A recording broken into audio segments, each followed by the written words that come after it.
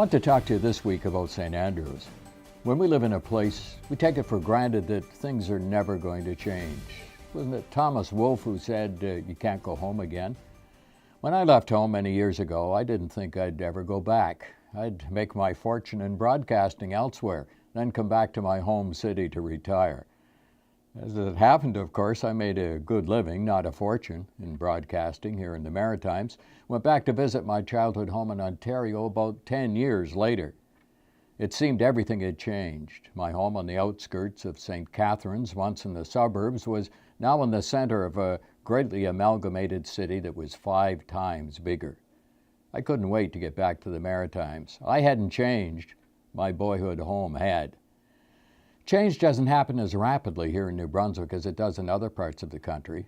You've heard the joke that there's a flight attendant flying into St. John and telling the passengers, turn your watch back 50 years, you're now in New Brunswick.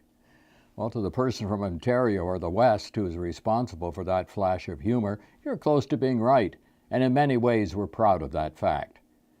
In Ontario years ago, we'd see tourist brochures advertising St. Andrews by the sea, and all the seagull and lighthouse and hotel pictures that went with it.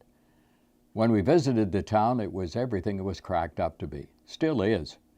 But if American big industry has its way, you'll be looking across the bay at a large oil storage facility. The famous view will never be the same again. Not only that, and even more frightening, huge tankers sailing the narrow channel and Head Harbor Passage makes an eventual oil spill just about unavoidable. Our New Brunswick MLAs and MPs have made token objections, but who's going to listen to people from, New Brunswick? Nobody in Ottawa is overly concerned. In Washington, they probably don't even know what map to look at to find us.